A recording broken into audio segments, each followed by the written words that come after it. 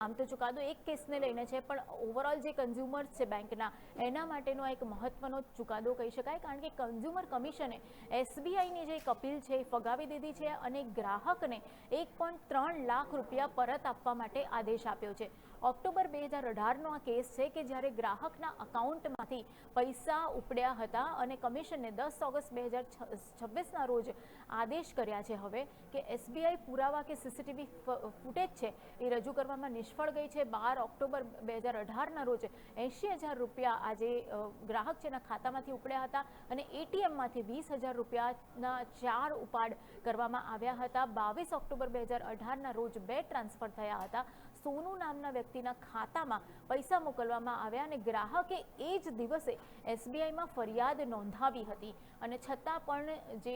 ગ્રાહક છે એની ફરિયાદનું કોઈ જ પુરાવો એસબીઆઈએ એકઠો ના કર્યો અથવા તો એની જે ફરિયાદ છે ધ્યાનમાં લીધી નહીં. આમ જનરલી રૂલ એવો છે કે તમે જે દિવસે તમારી સાથે કોઈ પણ પ્રકારની ગેરરીતિ થઈ હોય તો તમે બેંકમાં એ જ દિવસે અમુક કલાકોની અંદર 24 કલાકની અંદર કેમ ફરિયાદ કરો તો તમારું જે ખોટું ટ્રાન્ઝેક્શન થયું છે અથવા તો ફ્રોડ થયું છે તો એ નાણાં બેંક તમને પરત આપી શકે છે. પણ એસબીઆઈએ આ પ્રકારનું કોઈ જ ડિસિઝન લીધું નહીં અને કન્ઝ્યુમર કોર્ટમાં પછી ગ્રાહક ગયો અને ગ્રાહકને અલ્ટિમેટલી કન્ઝ્યુમર કોર્ટે ડિસિઝન આપ્યું કે એ એસબીઆઈ કોઈ પણ પુરાવા નથી આપી શકી કે આ ટ્રાન્ઝેક્શન એના જ દ્વારા કરવામાં આવ્યા છે અને એટલા માટે ગ્રાહકને આ પૈસા પરત આપવા માટે